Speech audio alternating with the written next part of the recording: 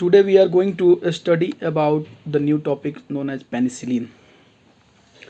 And penicillin में हम ये देखेंगे कि सबसे पहले इसका क्लासिफिकेशन देखेंगे और इसका मैकेनिज्म ऑफ एक्शन देखेंगे. तो मैकेनिज्म ऑफ एक्शन इसके पहले हम बताए हैं वीडियो में कि जो नॉर्मली ये वर्क कहाँ करता है, ये आपको पेनिसिलिन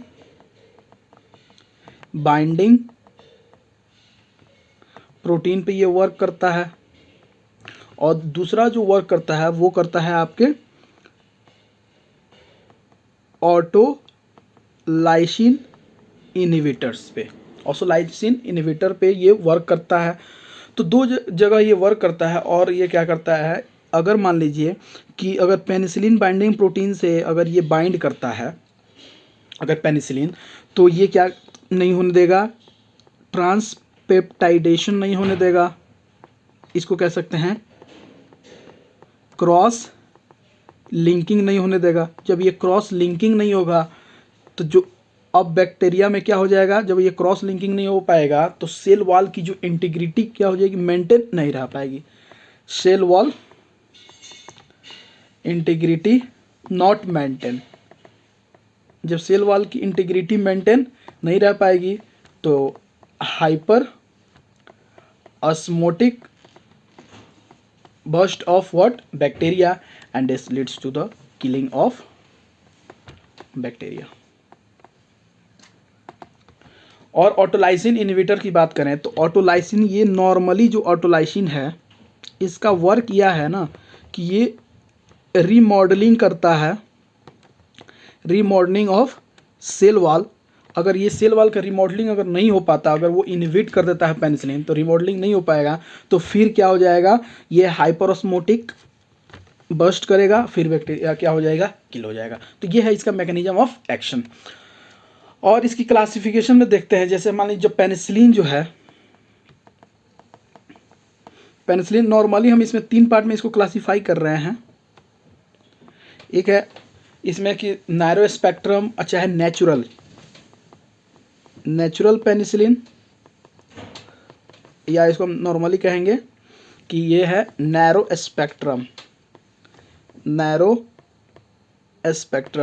फिर इसके बाद से जो क्या होता है कि penicillinase resistant penicillin, penicillinase resistant penicillin is there. And also last is the wide spectrum penicillin.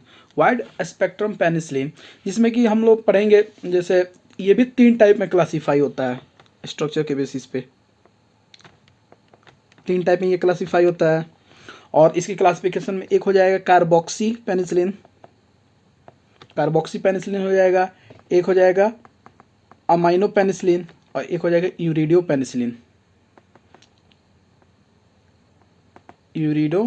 Penicillin. और जो कार्बोक्सी पेनिसिलिन में कौन कौन से आएंगे, मेडिसिन कौन कौन से आएंगे इसमें कार्बोक्सी में, तो कार्बोक्सी में आ जाएगा कार्बेनसिलिन आ जाएंगे, टिकारसिलिन आ जाएंगे. एमाइनो पेनिसिलिन में आ जाएगा एमॉक्सिसिलिन, एम्फिसिलिन,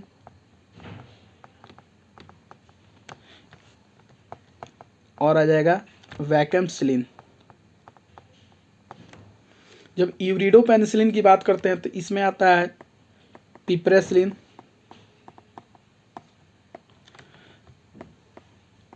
एजुलोसिलिन, और होता है लास्ट मेजलोसिलिन. हम सबके बारे में पढ़ेंगे एक एक करके. पेनिसिलिनेज रेजिस्टेंस पेनिसिलिन में हम इसको याद करेंगे एक निमोनिक्स के साथ. इसमें कॉमन निमोनिक्स इसमें आता है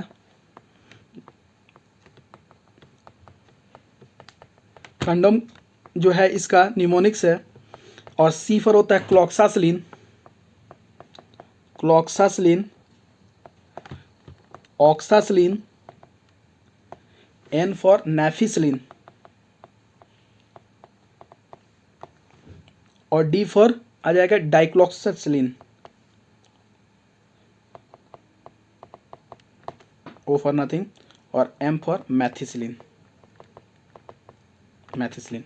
इसमें हम पढ़ेंगे नेचुरल में पेनिसिलिन जी, पेनिसिलिन 5 के बारे में भी हम लोग आगे पढ़ेंगे, ठीक है। तो ये है इसका क्लासिफिकेशन देख रहे हैं, नेचुरल और नैरो स्पेक्ट्रम पेनिसिलिन, फिर पेनिसिलिनेज रेजिस्टेंस पेनिसिलिन, और ये wide spectrum penicillin. Wide spectrum penicillin को एक हम इसमें भी ट्रिक से याद कर सकते हैं, ACT map. A for amoxicillin और एम्फिसिलिन, सी फॉर हो जाएगा carbenicillin, T for ticarcillin, M for mezlocillin, A for azlocillin, और पी फॉर पिप्रासिलिन। तो इसमें देखिए ये हो गया यूरेडो ग्रुप का, और सीटी हो गया कार्बोक्सी, और ये हो गया एमाइनो पेनिसिलिन, ठीक है। तो ये हम लोग याद किए पेनिसिलिन का जो ये है क्लासिफिकेशन, और उसमें कौन कौन से ड्रग्स आते हैं, ठीक है।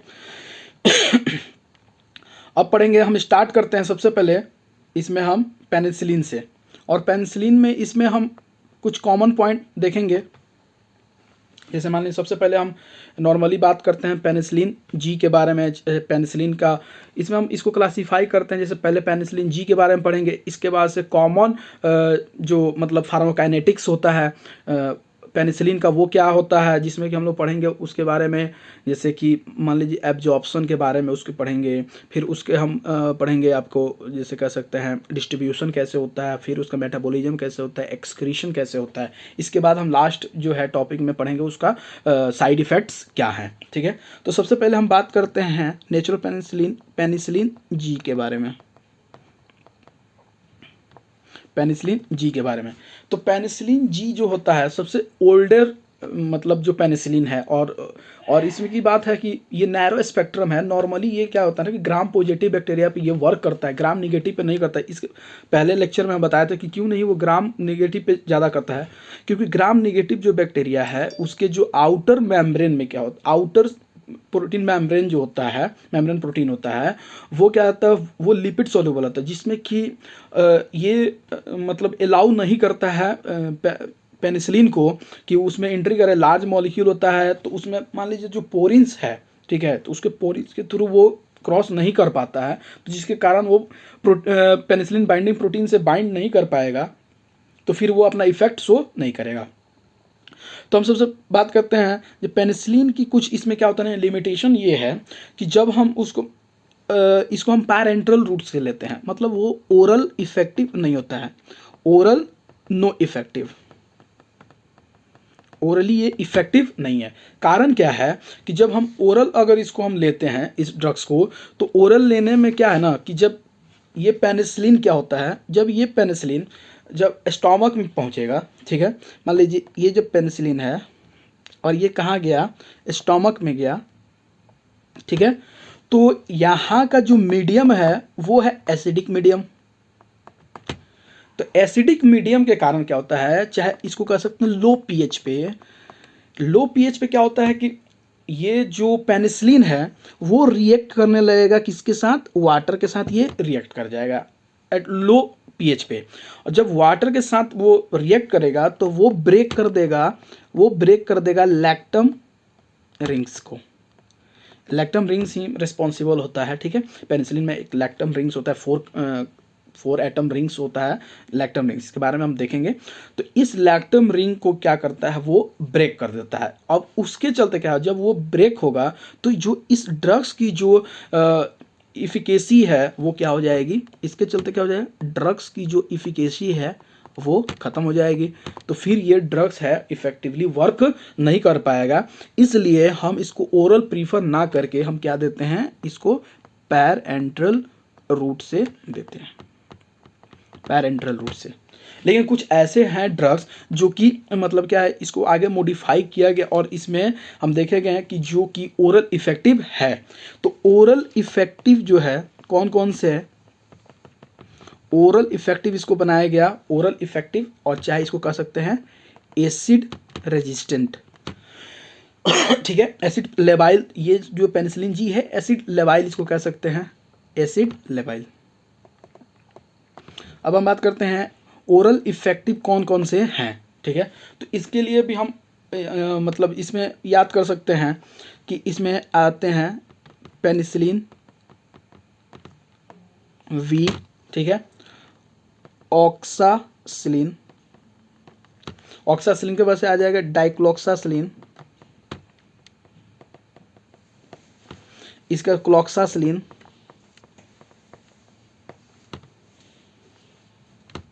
इसके बाद से एम्फिसिलिन, एमॉक्सिसिलिन, एमॉक्सिसिलिन। तो ये जो नॉर्मल ये जो ड्रग्स हैं वो एसिड रेजिस्टेंस होता है। इसको याद करने के लिए आप याद कर सकते हैं वोडका।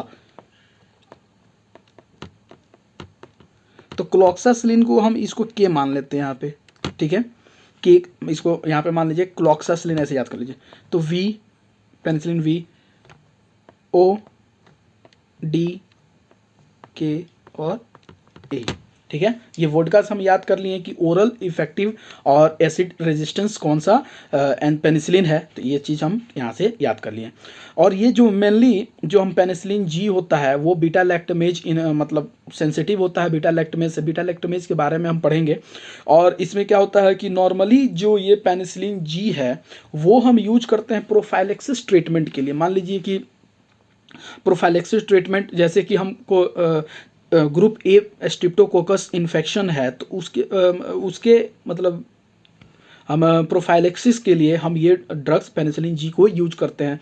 चाहे बहुत सारा हम पढ़ेंगे इसका यूज पेनिसिलिन जी का कि फर्स्ट लाइन ऑफ ड्रग्स कहाँ इसको हम यूज करते हैं।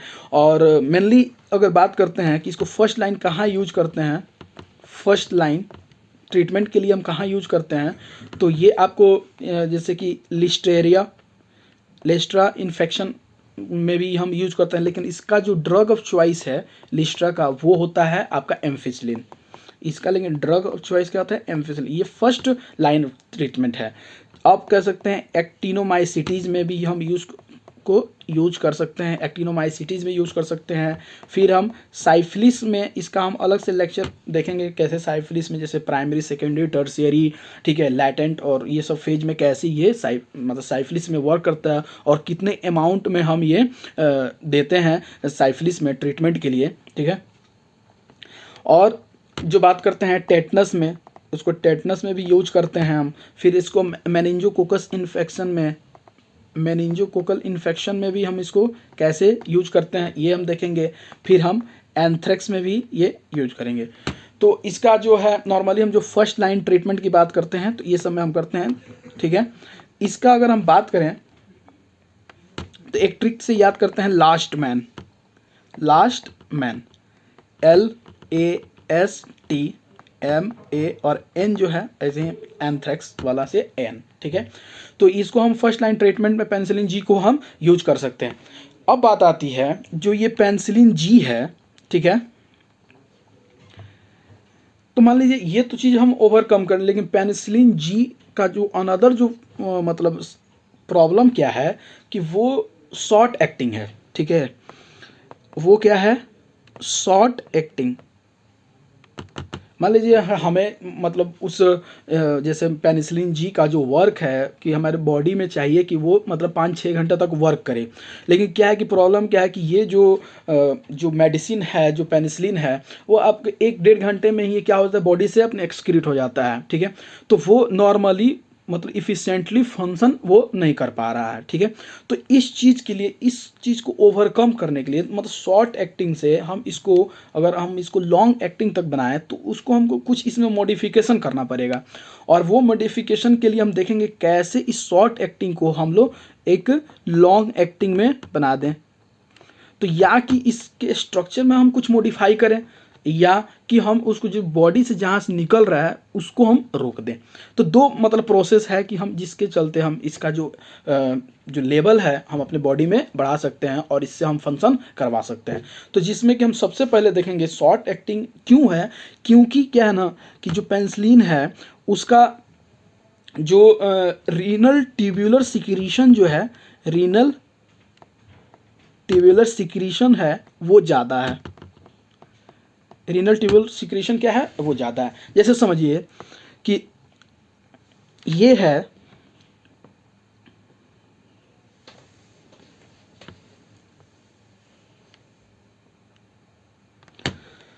प्रॉक्सिमल कन्वोल्यूटेड ट्यूब्यूल का ये जो सेल है पीसीटी सेल है, ठीक है।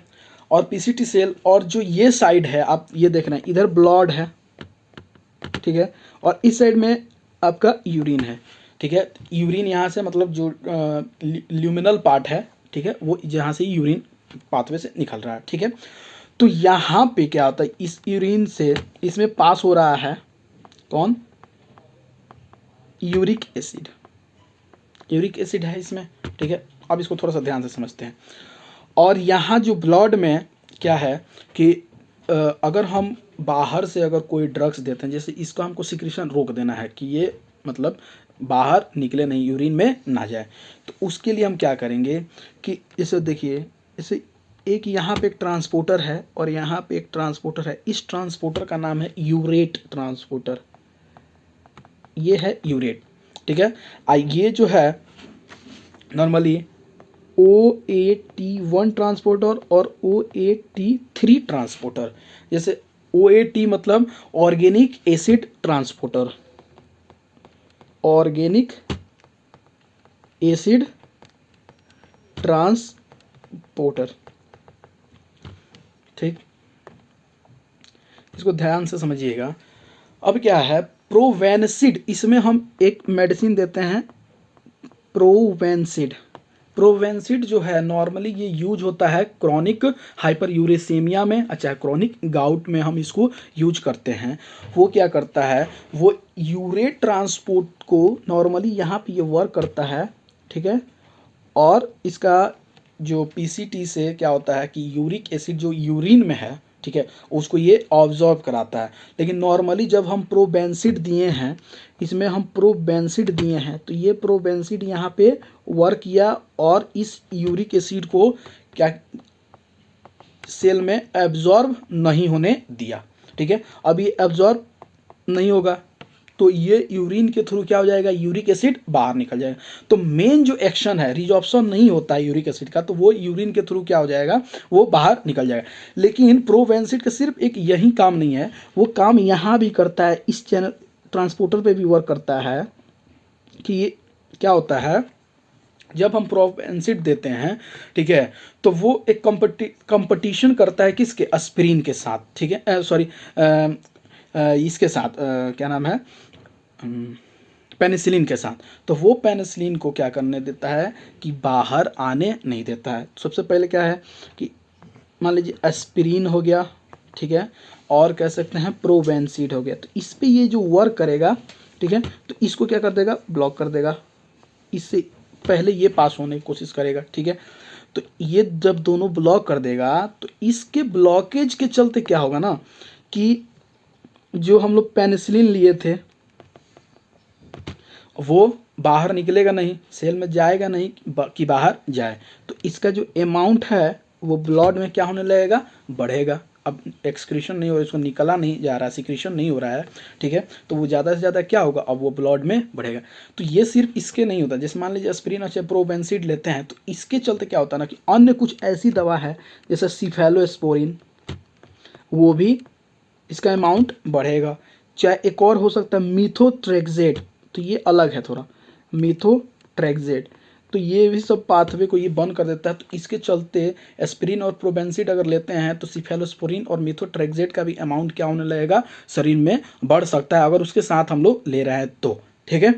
तो ये जो है आपका शॉर्ट एक्टिंग से अब क्या हो गया कि अब ज़्यादा देर तक हमारे शरीर में रहेगा तो वो लॉन्ग एक्टिंग कहलाएगा, और लॉन्ग एक्टिंग होगा तो अब ये वर्क भी क्या करेगा, ज़्यादा से ज़्यादा करेगा, ज़्यादा समय तक वो फंक्शन करेगा, ठीक है। तो ये तो हो गया आपका नॉर्मली कैसे इसका सिक्रीशन हम रोक दिए। दूसरा क्या करें, इसका हम कुछ मॉडिफिकेशन कर देते हैं जिसमें कि वो लॉन्ग एक्टिंग हो जाए। तो लॉन्ग एक्टिंग के लिए एक स्पेशल टाइप का हम इसको प्रिपरेशन करते हैं जिसको कहते हैं depot preparation. Depot preparation, depot preparation कहने का मतलब क्या है कि मान लीजिए कि हम इसको ना हमेशा हम क्या देते हैं, IM रूट देते हैं, IM इंट्रामस्कुलर रूट हम प्रीफर करते हैं। तो अगर मान लीजिए हम इसको IM दे रहे हैं तो अब क्या होगा, कि ऐसे समझिए कि जब हम इसको मसल्स में ऐसे हम इंजेक्ट किए हैं, ठीक है, तो मसल में जब ये इंजेक्ट करेंगे तो इसका जो मॉलिक्यूल है, मान लीजिए कि अगर इसमें रिलीज हो रहा है 2000 मॉलिक्यूल, ठीक है, और फंक्शन के लिए क्या हो रहा है कि थोड़ा थोड़ा सीक्रेट हो रहा है। जैसे मान लीजिए यहाँ से निकला 400 मॉलिक्यूल निकला, ठीक है, तो 400 मॉलिक्यूल क्या हुआ कि वो कार्य किया, मान लीजिए कि 2-3 घंटे अगर काम कर रहा है, अगर ये 400 मॉलिक्यूल 3 घंटे अगर काम कर रहा है, ठीक है, और ये फिर क्या हो रहा है, ये बाहर निकल जा रहा है यूरिन के थ्रू अपना वर्क करके, फिर क्या होगा कि जो एक्स्ट्रा जो मतलब पहले से जब जो 1600 जो बचा, तो 1600 में फिर क्या होगा, ये 400 आएगा, फिर ये कितना बचेगा 1200, फिर इससे 400 बाहर आएगा। तो ऐसे ऐसे थोड़ा थोड़ा करके ये बाहर आ रहा है, तो इसको कहते हैं डिपोट प्रिपरेशन। और ये डिपोट प्रिपरेशन क्या करता है, इसको लॉन्ग एक्टिंग बनाता है। तो इसके लिए हम क्या करेंगे, कुछ इस पर स्पेशल इसके मॉडिफिकेशन करेंगे। तो उस मॉडिफिकेशन के लिए क्या करना, कुछ हमें ऐड करना पड़ेगा। तो कुछ ऐड करना पड़ेगा, जैसे मान लीजिए ये पेनिसिलिन जी है, ठीक है, तो इसका हम क्या कर दिए, थोड़ा सा शेप चेंज कर दिए कि अब ये क्या हो जाए कि थोड़ा ज़्यादा देर तक ये काम करे और ये बाहर ना निकले। जैसे मान लीजिए इस पे हम इसको क्या बना दिए, बेंजाथीन पेनिसिलिन जी, बेंजाथीन पेनिसिलिन जी, ठीक है। दूसरा इसका एक और चेंज कर सकते हैं, मान लीजिए कुछ मॉडिफिकेशन कर दिए और इसको हम बना दिए, फिर इसको हम प्रोकेन ऐड कर दिए, प्रोकेन पेनिसिलिन जी, ठीक है। तो ये क्या कर दिया, इसको क्या किया, लॉन्ग एक्टिंग बना दिया, ठीक है। और तीसरी बात क्या है कि ये ना हाइपर सेंसिटिविटी ज़्यादा दिखाता है, हाइपर सेंसिटिविटी, हाइपर सेंसिटिविटी कहें चाहे, ये एक और इसमें टर्म आएगा cross allergy, it can show cross allergy. Cross allergy कहने का मतलब हो गया कि मान लीजिए जो भी आप बीटा लैक्टम लिए हैं, तो बीटा लैक्टम में जो भी है, जैसे कि मान लीजिए हम पेनिसिलिन के बारे में पढ़े थे, ठीक है, सिफेलोस्पोरिन के बारे में पढ़े थे, और कार्बापिनिम्स के बारे में, मेरोपिनिम्स के बारे में। तो ये सब क्या होता है कि अगर इसमें कॉमन क्या है कि पेनिसिलिन, सिफेलोस्पोरिन एंड कार्बापिनिम्स में कि बीटा लैक्टम रिंग होता है। जैसे मानिए कि ये 4 कार्बन रिंग है और एक अलग स्ट्रक्चर है, जैसे इसमें सिर्फ वेरिएशन है, ठीक है, मान लीजिए एक वेरिएशन ऐसे इस पे कुछ है, ठीक है, तो इसको हम सिफेलोस्पोरिन कह रहे हैं। अब यही सेम रिंग है, इसमें कुछ स्ट्रक्चर में चेंजेज है, ठीक है, तो इसमें मान लीजिए कुछ ऐसा है, ठीक है, तो सिफेलोस्पोरिन इसको हम कह दिए अब कि वो कार्बापिनिम्स है। फिर ऐसा ही स्ट्रक्चर कॉमन क्या है, सिर्फ ये, और यहाँ पे ये क्या हो रहा है, ये चेंजेज है। तो ये हो गया आपका कार्बापिनिम्स हो गया, पेनिसिलिन हो गया मान लीजिए, ठीक है। अब क्या कर रहा है, जिसमें ये बीटा लैक्टम्स वाला ये जो स्ट्रक्चर है, ये तो कॉमन है सब में, ये सब में कॉमन है, ठीक है। तो अगर कोई एक बीटा लैक्टम, ठीक है, चाहे आप पेनिसिलिन लीजिए, अगर वो आपके शरीर में अगर हाइपर सेंसिटिविटी शो कर रहा है, तो जितना भी बीटा लैक्टम्स वाला है, ठीक है, मतलब जितना भी आपका बीटा लैक्टम्स वाला एंटीबायोटिक्स है, वो सब के सब क्या करेंगे, आपका एलर्जी शो करेंगे, आपके बॉडी में हाइपर सेंसिटिविटी शो करेंगे, ठीक है। तो इसलिए इस प्रोसेस को कहते हैं क्रॉस एलर्जी। मतलब एक आप चेक कीजिए, बाकी जितनी भी बीटा लैक्टम्स हैं कोई नहीं देंगे, क्योंकि अब सबसे वो एलर्जी शो करेगा, ठीक है। तो ये हो गया पेनिसिलिन, कार्बापिनिम्स, लेकिन एक्सेप्शन है इसमें मेरोपेनिम्स का, क्योंकि मेरोपेनिम्स में अलग ये स्ट्रक्चर नहीं है, तो मेरोपेनिम इसका एक्सेप्शन है, ठीक है। मेरोपेनिम नहीं, सॉरी, मोनोबैक्टम, ठीक है, मोनोबैक्टम। तो ये चीज़ हम लोग आगे ये हो गया हमारा आज का पूरा, ये कंप्लीट हुआ कि कैसे पेनिसिलिन जी वर्क करता है, कहाँ पे इसका मैकेनिज्म ऑफ एक्शन क्या है, ठीक है, इसका क्लासिफिकेशन पढ़े थे, मैकेनिज्म ऑफ एक्शन क्या है, इसके बाद से वो कैसे फर्स्ट लाइन ड्रग्स कहाँ यूज कर सकते हैं, पेनिसिलिन जी कैसे वर्क करता है, इसका क्या मतलब डिमेरिट्स है, ठीक है, और इसको कैसे हम लॉन्ग एक्टिंग बना सकते हैं, कैसे ये क्रॉस एलर्जी शो करता है, ये सब हम देख ले। नेक्स्ट क्लास में हम पढ़ेंगे कॉमन फार्मोकाइनेटिक्स ऑफ व्हाट, पेनिसिलिन, ठीक है। Thank you for watching and please do like, subscribe and share with your friends. Thank you.